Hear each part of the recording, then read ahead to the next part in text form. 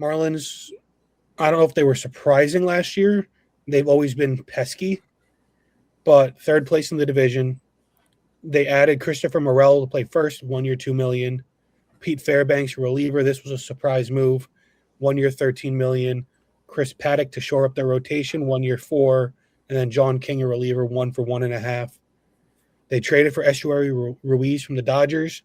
Bradley Blaylock, a starter from Colorado. Owen Casey, we've talked about numerous times, from the Cubs to play outfield. But they did lose a bunch of guys. They traded away Dane Myers over to Cincinnati. Joey Weimer, he an outfielder now for the Giants. Eric Wagaman, they traded the utility man to Minnesota. Ryan Weathers, they traded to the Yankees in a big move. Edward Cabrera in that Owen Casey trade was traded to the Cubs. And they also lost Christian Roa to the Astros, a pitcher. Jack Winkler, another guy, went to the Astros, second baseman. Valente Bellozo, he's a pitcher for Colorado now. And then Freddie Tarek, a reliever for he's a free agent. Nobody wanted him so far. So can this young core develop into a consistent offense? Yeah, it feels like they're trying to bridge the gap in Miami between going all in on a rebuild and kind of trying to hit a quick retool on the fly, bringing in some young pieces, trading away Edward Cabrera, an interesting move, but you bring in Cassie, a guy who, well, we'll see what they got there, highly touted prospect. You pair him in the outfield with a guy like Kyle Stowers, who's already proven to be a productive player. Otto Lopez at short, Edwards at second base, a pretty solid infield there. Ramirez, obviously, at catcher, one of Corey's favorite players of all time.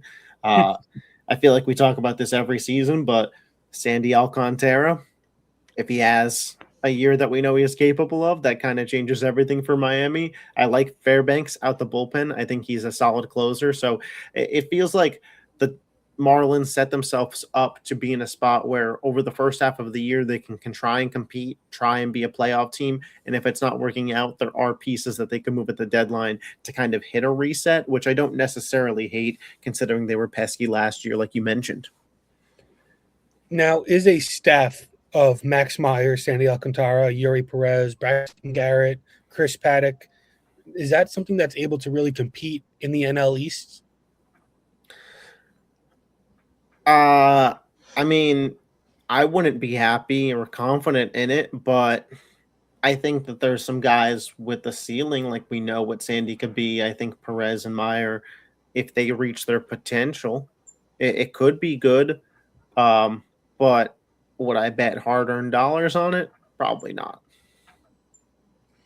It's just the Marlins, they're a team that you want to root for. They are scrappy. They're the underdog. They always seem to be fun, but they also do things like trading away two really solid pitchers in Cabrera and Weathers.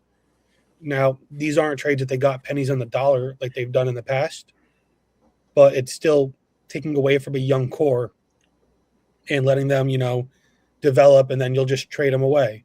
Like, how soon are we away from a Stowers or Augustin Ramirez or whoever, getting them traded away just so they can keep doing the same thing?